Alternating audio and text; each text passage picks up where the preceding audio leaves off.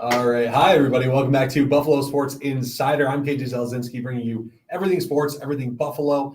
And hey, man, I got to just mention, look at our setup. Look how far we've come. I mean, oh, my goodness. We got Justin Cejak, Deshaun Francois, Colton Pinkowitz looking good in these lights, sounding good with these mics. Yes, sir. I'm spitting today. I had a little bit of that smoke before we started. So You're right. That's true. That's true. We got it going. So thank you guys for joining us very much. Hey, if you like what we do here, check out BuffaloSportsInsider.com. That way that you too can stay up to date on everything sports, everything Buffalo. Follow our social media, TikTok, Instagrams. I almost said Snapchat. Oh my God, we do not have a Snapchat. Twitter, YouTube, Facebook, MySpace, MySpace, everything there. there. Right, come on, move it forward, man. Right. Also, just to mention it, if you do have any questions for us here on the desk, just shout it out in the chat. We'll be looking for it and be looking to answer them by the end of the show.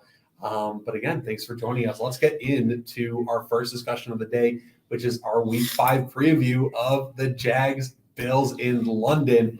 I'm excited to wake up early for this one, man. I woke up early for the Jags game last week, and it feels good to sit down on early morning, just watch some football. I can say that. So let me say something real quick. Sure. Because I noticed something. We just had Drake London playing in London, right? Okay. We have Josh Allen playing against Josh Allen. Ooh, the Josh Allen Bowl. So is this going to be something that we see a theme with these London games? Are they going to try and make the two teams or just have a tie with London? Maybe. That's a good question that I picked up on. Exactly. Awesome. Something interesting I want to note too is that the Tottenham Hotspur Stadium where they are playing at is like the exact. It's like that's what the new stadium is being modeled after. Right. So it's like the Bills are going to be playing at their home stadium. So I'm a little excited to see 2024 preview for Bills Mafia if you want to tune into the game and see what Josh is going to look like running around the big stadium. Right? Exactly. So let's start by talking about our matchups to watch for this week. One that I wanted to bring up. We bring it up every week. The Bills' seemingly unstoppable D-line versus, the O-line of the Jags versus Trevor Lawrence. We can go a bunch of ways with the conversation. Yeah, they don't have any elite players across the offensive line, right? So I think this is going to be another game with the Bills' defensive line feast. The one player that you kind of have to keep an eye on for the Jaguars' offensive line is Walker Little. He's been playing good football this year at left tackle, which was surprising me because he was a high draft pick and he never really developed. But he's actually playing good football this year, so the Bills are going to have to get after him. And that could be shorthanded because Greg Rousseau did pop up on the injury report today. So. Interesting. What was that injury for? Foot injury. Okay. Now, if Von Miller does come back, though, that kind of supplements your loss. Yeah, that's one topic, huge topic that I want to talk about. Started practicing today. Exactly. Practicing again. Von Miller might be back. And, even besides Greg Rousseau maybe being out with a foot injury, we also have other players like Leonard Floyd that have been performing, A.J. Epinesa coming in there too. So how does the D-line kind of change around this reintroduction of Von Miller? I don't think they're going to throw him straight into the fire. I think it'll be obviously more complimentary. He had all this time to get kind of back to speed with things, but obviously game speeds, as everyone says, is different than practice speed. So I don't anticipate like a crazy snapshot the first couple of weeks. And the truth about it is that they got Von Miller for, January and hopefully at some point in February. So they can get away with not having him in these early regular season, but when, that time crunch comes and it's playoff time and a fight for the division later on, that's when they really want Von. And that's almost what they did with Trey White last season too. Super sad to hear that he officially did tear his Achilles and is out for the season. And again, just praying for him and his family as he goes through that recovery process again. But that's what they did with Trey White last season with his ACL tear was during the Lions game, right? That was the Lions game that he came back. Yep. Slowly introducing him back onto the field, not really having him be in every snap, but just getting him more used to that game time feel again. So I agree with you. I think that's what they're going to do. I also wouldn't even rule out the possibility that they keep him out one more week. Yeah. You know what? That is true. And what does that look like for the team then if they do rule him out this week? I don't think it's massive implications, right? The Bills' defensive line has just been dominant, especially if Greg Rousseau doesn't actually take the flight to London and play. There's not going to be a fall. The defensive line leads the league in sacks without Von Miller. I'm team keep him out one more week. Let him ease in. I know he wants to play, and he's the guy that'll Ben's first saying tell you that to say, since preseason. if I'm a betting man, I'm going to be on the field. Well, Von Miller, you don't run your own decisions right now. I don't think he'll be on the field this week. Yeah, and I think a lot of it is like that fatigue. Obviously, going into London and playing football for the first time in 11 months is a big stress in itself. And then the London aspect is completely different. I mean, you're not playing for longer than you probably are all year, and then the time change and sleep's different. And I don't really want to play around with that before putting the most expensive player on defense out the field. No, I mean, you're absolutely for me to chime in, I feel like I disagree on your standpoint of sitting him out one more week because looking at that offensive line, like you said, there isn't really anyone that prominent other than Brandon Scherf. So I would say this would be the week that you can let him ease in to get into like getting back into the motions and getting on the field, running his formations. Let him stunt up a bit and early into the game if you would like, and then you can rest him out at the end and let him enjoy London. That's my take on it. Well, the only reason that I'm going to disagree, and the only reason is that they play the Giants the week after. I was just about to. I mean, the D line's going to be feasting for these next couple of weeks, man. So you throw anyone in there, and they're gonna perform against the Giants. I just don't see the need to have him against Jacksonville. They're not playing great football there. Why not? They're not playing. I just don't want to rush an ACL. That's scary. It's scary, especially for a guy you're paying that much money. It's the same one he's torn twice too, right? Exactly. So I've got a lot of big stuff to think about with the Bills D line, but also, I mean, is there anyone prominent on the Jaguars defense that we can kind of take a look at versus the offense? I mean, sure, yeah. Bring up Josh Allen. The last time these two teams played, it was a defensive game. There wasn't a touchdown, and Josh Allen picked off Josh Allen. Dude, it was ugly. That was an ugly game, and which people were expecting. I mean, like you can argue with me if I'm wrong here. Jacksonville was a way worse team back then. Oh too. yeah. So like, I mean, now was that the Urban Meyer year? I think that was the they let that was the Urban Meyer yes. year, and I mean, I remember that game was super. Like the weather was boring that game too. So. Now. Again, I think that's where a lot of my weather fears come from with the Bills. Yeah. But all that to say, I agree with you. Defensive game, and definitely they haven't really stepped up too much. The Jaguars haven't really stepped up too much in their defense to really be a. They've got some players though. Don't get it twisted. Oh please, yeah. Okay, listen for me. Tyson Campbell's a legit cornerback one in this league. You might be even. The top 15 might be a stretch. I don't know. He's a very good player. He's a very young player. That's kind of the theme of this Jags defense, right? You take a look at Trayvon Walker, who was the former number one overall pick. Yeah, shouldn't have been, but should not have been the number one overall pick. It should have been Hudson. They fumbled the bag on that one. And really Hudson has been hooping in this season. Exactly. Most QB pressures. He's just their linebackers. They've got Leonard Floyd or Leonard Floyd. Now I'm thinking about the Bills. Yeah, right. I'm tripping on it. Devin Lloyd.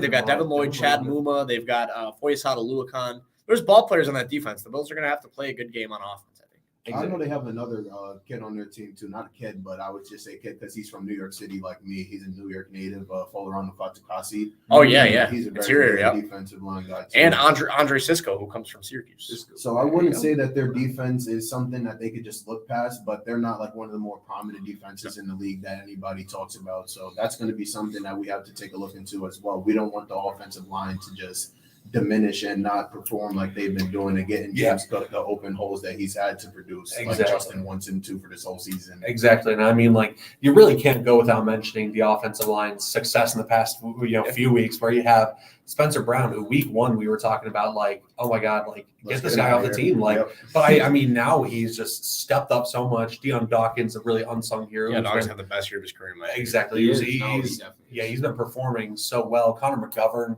Really helping out in that area too, and like just everyone on that front. Here's a quick stat before we move on to our next segment. Deion Dawkins, Mitch Morris, Osiris Torrance, 0 sacks the entire season so far. Yep, I mean, and Spencer Brown hasn't allowed one a couple games either, but and especially going against like Max Crosby, D-Doc against Chase Young. So I mean, like he's had some big names. Teach game right there. I am intrigued to see losing Trey White, unfortunately, what the Bills do against, and I'm not a betting man, but to try to figure out what Calvin Ridley and Christian Kirk are going to look like. And even Evan Ingram's a good player too. Yeah, Evan Ingram as well. But Calvin Ridley, who's had a couple of quiet weeks. I mean, had a really good week one for sure. But really has kind of slowed down in production so far. So I'm kind of curious to see how they utilize these guys and how the Bills respond, Can especially then- with a really damaged secondary. Don't forget, Christian Benford Right. going down with an injury as well. Shoulder. He's day to day. I assume he'll play. Exactly. And I mean, like I said, we hyped up James Jackson all preseason as well. He And I was think good last week. he's a stud. And you have Yeah. Kyra Lam, who's been sitting in the inactive pool for, however many weeks. I I think feel like since all week that one, are right? just ready to get on the field and just perform. Exactly. This is a conversation for another week, but Yeah. just real quick, would you dive into the free agent market at cornerback, or do you I've seen do you need to seen this conversation all over do you Twitter. need to see a too, couple because weeks yet? one of the names that's in the free agent pool is Xavier Rhodes, who does know the system. I mean, has played with the Bills before. Casey Hayward's out there. He plays good football. Exactly. Yeah. Casey Hayward's the veteran, right? Is that the so that's He's, what I'm trying to he's older. Those were the two big names that I saw kind of floating around. It would be interesting to see if they dove into that pool. I like the Xavier Rhodes pickup if that was to happen. Yeah, like I said, more of that to come in the next couple of weeks. As like I said, losing Trey White really does hurt. But we're gonna kind of move on to our final score predictions here, just as we're wrapping up this segment. I'm gonna go with. Oh man! Don't forget the Bills have been dominating. Exactly. Give me 31-13 though. I'll be 31-13. Another 30 bomb. Another They have the 30. most in the league since 2021. It'd be hard for me to not give the Bills at least 30 this game. Exactly. I'll give it 38-14 Buffalo. I feel like the Bills always struggle against Jacksonville. They always struggle in London. I'm going to say a little bit lower scoring, as in like 24-13. 24-14 we'll go. 24-14. I think Jags score twice. And I think I'll just cut the line at 30. I don't see the Jags scoring, and I just see the Bills having fun in London. Sure. What, any points? Like no points. Okay, wow. 0 That, goals. as I'm a, being Travis, serious, as a too. Travis Etienne owner in fantasy, that's a really tough. I was about to say, as a I'm Calvin sorry, Anthony I'm owner sorry, I'm and a sorry, Trevor I'm Lawrence sorry owner, that for you hurts guys to me. hear that, but I honestly feel that the Bills are just having this momentum Yeah. coming off their I mean, shoulders. Jacksonville has Doug struggled. Peterson's no slouch though. So. Yeah, okay. Final thing I want to say before moving into our next segment is, it's all about consistency too. I think a lot of people see these wins and they're like, okay, Bills are going to be like Exactly. sustain this, but it's all about like, can they keep up with it? On Jacksonville's side, I'll end it with watch out for Travis Etienne, because I know the Bills put a huge strain on Brian Robinson and Josh Jacobs, and those are two really good running backs. I wouldn't consider them very explosive though. Yeah. Achane and Brees Hall have torn apart the defense, and if the Dolphins didn't have to play from behind, that might have looked a little bit different. Exactly. I agree with you. So let's start talking about kind of in a larger scale. I want to move into a segment of over-under, the Bills on pace. I kind of want to see, again, which Bills are on pace for which stats, and let's get our takes around the table of whether or not they are going to reach those stats. I kind of want to start with James Cook because, I mean, this guy, Justin Cejak, has been hyping up Cook all season, and for good reason, too. So last season, Cook measured in at 507 yards in 2022. He is on pace right now for 1,258 yards. True or false, over, under, tell me, is he going to make that? Is that just rushing or all purpose? That's just rushing, I believe. Actually, all purpose. I think that's all purpose. It is all purpose? Yeah. You can tell how well I did my research. 1,200 for 1,200. all purpose yards. And okay, He's you at, know what? he's at I'll throw, what's he at right now? right now he's at 296, and I'll throw in this too because we were talking about it pre-show a little bit. LaShawn McCoy, Shady McCoy, in his sophomore season with the Eagles, he had 1,080 yards. That's his sophomore overall season. With the Bills, he had 1,267. Give me the over. Give me the over on James Cook, 1,200 yards. I'm He sure. hasn't ripped a long one yet. He's due. Yeah. I think James Cook over, and I think James Cook going to be better than LaShawn McCoy. But I can agree with that. That's the hottest thing. Under. Under? I'm gonna say he Okay. goes over the 1K, but I don't think he gets 1,200. That's fair. That's fair. That's fair. I can see it. You go against teams like the Yeah, they got a tough Eagles. November. Exactly. They got a tough schedule. So To the I same can- tune, though, they've got a weak October. that is true. So yeah, I mean, you can rack up a ton of yards in this upcoming month, but yeah, after that it's gonna be a Can't little forget the tough. Bills I'd offense. say Yeah. over, though. I You see got Stephon Diggs Close. has your 6 receptions, 3 touchdowns. Right. Let's move into our next one. Who wants to go next? Go, guys. Stay on the offense. All right, I got I'll defense. go. I got Allen, and I got some receivers. Okay. Allen is on pace for passing 4,454 yards. Over under. 54 yards. That would be the second most in his career. I gotta go over, man. I mean, just Right? the way he has matured since week 1 in that loss.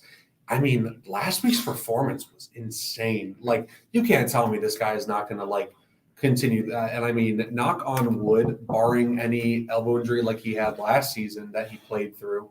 I mean, this guy's unstoppable. I'm also going to take the over on that just for two sole reasons, and then that's the fact where you continue to see this relationship with Ken Dorsey develop, and you hoping that continues to strengthen throughout the season. And then also to the same tune of the schedule, you have a lot of dog fights at the end of the year, which you will anticipate there'll be shootouts. So I'm going to go down the line. Now he's on pace for over 38 touchdowns. That'd be the most in his career. Over under that. Passing? Yeah. And we're getting to rushing right after. So Over under 38. See, this is really tough too, because with the introduction of James Cook, I feel like that brings more like of a, like I said, a run game in the red zone, and with a stacked running back room when you talk about Latavius Murray, Damian Harris, but also Josh Allen's rushed for touchdowns this season too. So it's like, so this is just passing. This is just passing. I know this is just passing, but that's what I'm saying with the introduction of those I'm rushes. gonna Does that say bring that number down? Over 38. Yeah. I'll go over too. I'm going to go over. I'm at around the 49 myself. Yeah. It's a tough one because the Bills' red zone offense has been very good, but with the introduction of Damian Harris and Latavius Murray, Exactly. I will go under. That's what I'm saying. That's I feel like that would bring that number down. So he's on pace for 450 rushing yards and then 8.5 rushing touchdowns. The 8.5 would be the second most. Under. Give me under on that one. Under? No. I don't think, like I said, the way they've been using Josh this season with rushing has not been the same in past seasons, where now he's kind of, and it's not even designed either. They're really not running anything designed for him, and he's holding the ball instead of trying to take off and make plays. Again, that's aside from week 1 with the really awkward jump and everything. But again, I think he's definitely matured a little bit in just the aspect of like he's. What does he have right now? Rushing yards? 450. So, that's projected. Sorry. I think 450. he has like 125, somewhere around that. Between 1 and 150. I think I'll go under on both. The discussion the entire offseason was stay in the pocket. Please, stay in the exactly. pocket. I think we'll have over on rushing yards. I think he'll hit the 500 mark, but I don't see him getting 9 rushing touchdowns. Yeah, just unless they're like, going to go leading this. Imagine he does stay at that 38 passing touchdowns. That's what, 47 total? yeah, that's an Yeah, MVP. I was going to she's be the the favorite same for way it. towards Colton on that, and not saying that he was going to be getting 8.5 touchdowns, but I can agree Yeah. with Josh running about. I feel like he gets 500 like yards. 40 rip-offs. Exactly. Every few games. Just him. Well, the scrambling. thing is too is that you have a better O line now, so it's not really that need in the past where he's had to, just that's a good point. That's a good point. That is a So, good point. how about the next one? All right, Diggs. Stephon Diggs is on pace for just under 1,700 yards, 1695. He has 399 right now. I'll go under. That'd be the most in his career, by the way. Under on yards. That's What's a lot of the yards. record? That's a lot of yards. Not the record. His most. I know, but what's the record? I'm not sure. You're quizzing I think, him? I believe You're it's about, interrogating. it's around 12, 13, something around that area. What?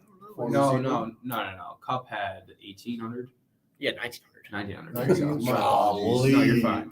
It was like but 40 away. Diggs' from Diggs' career high is 1,535. Okay. That's his first year with Buffalo too. Yeah, I'll go under. I just think Dalton Kincaid's going to continue to get more looks here, which Okay. will result in more yards. I agree with I'll go under as well, because I think with the more weapons you have in your arsenal, the Feature likely. James Cook in the and passing not, game. exactly, not just the more weapons you have, and the more like they're good weapons too. Like it's not like you're taking looks at however many other people we had in the past. I mean, Gabe Davis 3 touchdowns, or 1 touchdown in the past 3 games. 3.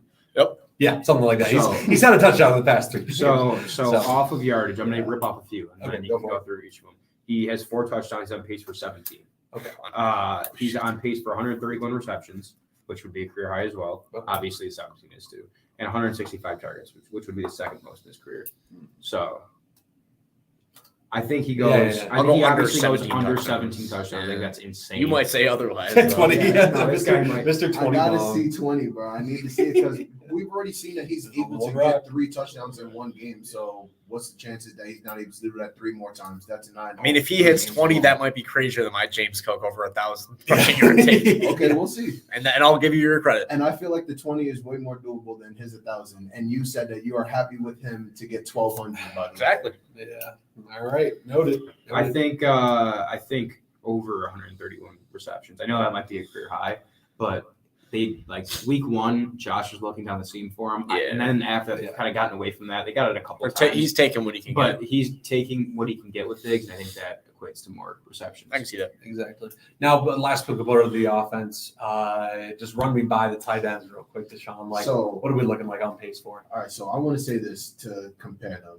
We're going to go Dalton Kincaid. Currently, right now, he is on pace for 421 yards with no touchdowns, just receiving, because he's sitting at 99 on the season so far. Meanwhile, we have Dawson Knox, who's on the field getting in more plays. He's on pace for about 251 yards right now, his lowest that he's had in his career, with his highest being around 587. And he's still getting about 50 to 55 targets. So I think it makes sense with Kincaid being brought into the equation. I think you're spreading out your tight end targets now. But I know like, the way we did our stats and everything, it's going to be a little different. What would you predict Kincaid to end the season with as far as touchdowns? Because I know that's sitting at a fat goose egg right now. Yeah. But I'd probably say 4. you're saying 4 or 4? 5. I like Kincaid at like 600 yards for 4 touchdowns. 600 touchdowns, you said? That's No. a little. That's a I said little. 600 yards. Only 600 one yards. rock. Only one. Well, Yeah, Gabe, 600 Gabe, yards. Davis is only on pace for 935. So if Kincaid is not too far off, that'd be a huge year, Mhm. considering Diggs finishes with over 1,400 Yeah, yards. exactly. I actually you know, don't I even think think that Kincaid finishes with 400. I think that these stats is just, because we're analyzing with the entirety for the rest of the season. I right. think we're going to see a switch in the offense, and Dawson Knox numbers is going to shoot up more, and then Kincaid is probably going to take a seat back on the yards. You think Kincaid will? Yeah, See, that's my- what my- I think will happen. My guess is that they're only going to feed him more. And I think that would mean, obviously, probably overs for everything with Kincaid. I think he might go over on receptions, though. I feel like the Bills use him as like a first down chain mover, which is what they're using Kincaid, but I think they're going to expand his role. Right now, Kincaid and Knox kind of have that same role, whereas I think they're going to start using Kincaid more across the field, up the field, whereas Exactly. Knox will be, towards the boundaries, kind of the safety. Exactly. And they've just been kind of so far letting him get his feet wet a little bit, and now they're starting to use him a little bit more. So I'm excited to see, just like I said, I'm sure it's going to happen. Just that 1 week where he explodes and they're just, using him all the time because they can just use it against a certain defense. But speaking of defense, give us our rundowns on pace for our defense. So we're gonna start with the defense as a unit as opposed to like the separate players.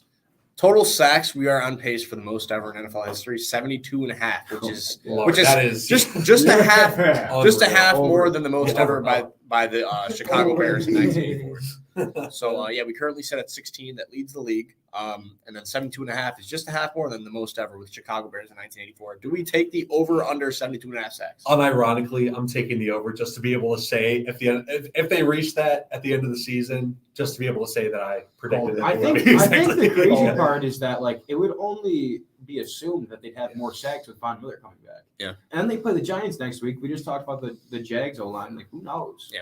Yeah, exactly. I think. What do you think? Yeah. Over under 72.5. Over. Okay. I think we go for the record. We go for the I'll say under. I I'm mean, gonna say. I see it as a lot of realistically, it's probably.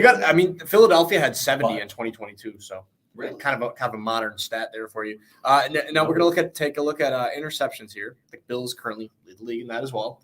8 interceptions. We're projected for 34 on the season. The most ever is 49 by the San Diego Chargers in 1961. Lord. So I think with the faultiness of our backfield right now, I'm going to go with the under. I don't know if I'm very confident with the people that we're going to have substituting because we're going to have to worry about so much scheme and technique fixing that interceptions won't come as easily. Yeah. I don't know. I mean, so far they've just been unstoppable. The fact that Matt Milano and Terrell Bernard are tied for. I'm going to put under, and I think last week I brought it up for the Trey White injury that the safeties are more comfortable, so they're playing a little bit more aggressive because they trusted that they could go for the ball and not whatever. But now, obviously, losing Trey White, I think the safeties play more conservative back, and you're not going to see so many jump balls. I'll go under or even honestly break even. I think 33 or 34 sounds about right for the Bills. Okay. And then, okay, we're just going to wrap up here kind of with interceptions and sack leaders. We have Leonard Floyd. Quick, rapid fire, ready? Leonard Floyd, 14.5 projection, over under. Under. Ed Oliver, 12.7, Under. 12.5. Under. Greg Rousseau, 12.5. Under. Over. Daquan Jones, 10.5. Under. Von Miller hasn't played a game yet, but Over. his average Yeah, sack over, per game in his over, career over. is 0.63. So if you times that by 13, it'd be 8.5. Over. Yeah, over. 100%. I think he finishes with 10 on the dot. Okay, so then we have interceptions, kind of rapid fire the same as well. Terrell Bernard has 2 right now, projected for 8.5 interceptions. Under. Yeah, under on that. Navalano, same Under. thing, 8.5. Under. Micah Hyde, 8.5, also has 2. Benford has 0. Under. I gave Over. him 2 as a line. I see Sure. three. I'll agree with you on Three. that. 3. I see 3. Okay, Taron Johnson also 0. I gave him 3. I'll give him 2. I'm gonna go under just because I don't think they throw at him. Okay, and then Jordan Poyer is 0 right now. I put him at 3.5. I'll give him 5. Over 4. I'll give him 5. 4. Yeah, I can agree. Over. Someone's got to pick the 4. ball up. And it's also worth to note the Bills are 3rd in the league in turnover differential, just behind Dallas and Tampa Bay. If you take away Josh Allen's 4 turnover game in week 1, they're probably first. Brush it off, man. That was well done. Well done. Ran through that one. So again, super excited to see what the Bills can do against the Jacksonville Jaguars in London this upcoming Sunday, 9:30 in the morning. Wake up early, get ready. It's going to be Buffalo Bills football back at you. Excited for some other stuff too, as the Buffalo Sabres preseason's winding up. They play tonight against the the Columbus Blue Jackets, and they play against the Pittsburgh Penguins again on Friday at home. Home opener is going to be the Thursday, October 12th against the New York Rangers. Going to be amazing. Super excited for all these sports to kind of just be taking form now. Good time I'm to be a happy Bill. about it. Good time to be a Buffalo fan. Exactly. Last thing we want to say to you guys is just make sure to check out BuffaloSportsInsider.com. Check out our social medias if you can, just to stay up to date on everything sports, everything Buffalo. This has been KJ Zelzinski, Deshaun Francois, Colton Pankowitz, and Justin Cejak. Joining you for more Buffalo Sports Insider. Thank you guys again. Have a great week. Take care of yourselves.